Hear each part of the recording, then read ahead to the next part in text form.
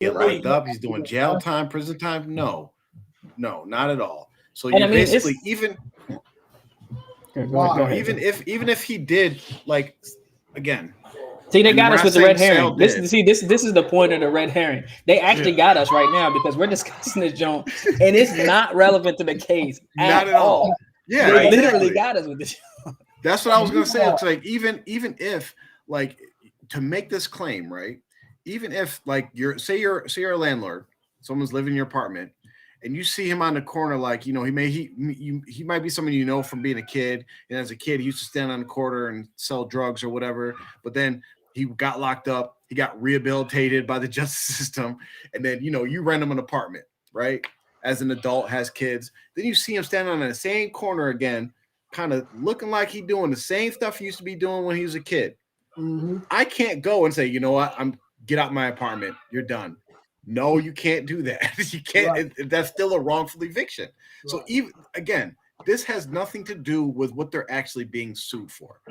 No, it just has to do with the membership dues. And keep in mind that Uncle Arlene made a good point in which he was at one point in time. I don't know how recently he was responsible for collecting these membership dues. So you have a person who's so antisocial that you and involved in criminal activity that he's returning to, that you eventually had to remove him from the community or whatever. But at the same time, you find him honest enough, responsible enough, trustworthy enough to put the funds that you collect in his hands. I mean, make that make sense. Oh man, he would always lead Salat as well. Let's be very clear here. He was a very well respected, functioning member inside of the community. This is all this is malarkey, and everyone who knows Sal, including his family, his brothers and his sisters, and everybody else, they all know that this is BS. Everyone knows this.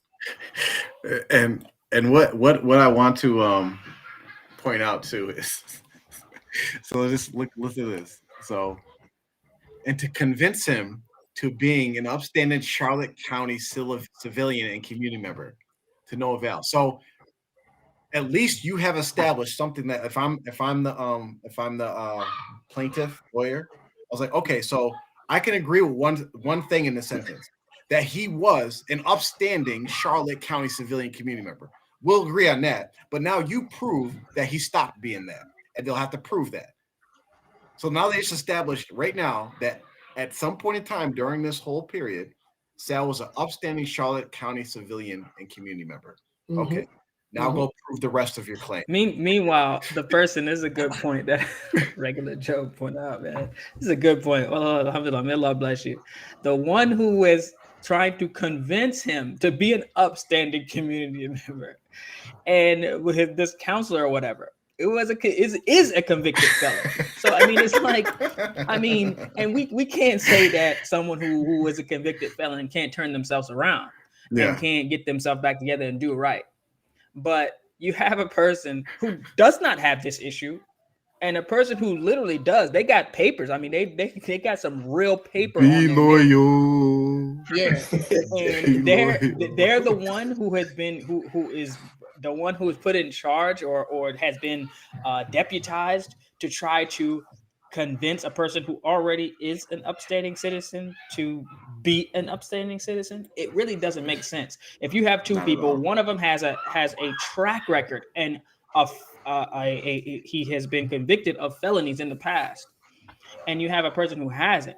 Even if you're just trying to figure out, okay, who should I at least look to for as far as being the one that probably is most likely not going to be the trustworthy one in this case, or not going to be the one who's the upstanding Charlotte County resident or citizen or whatever.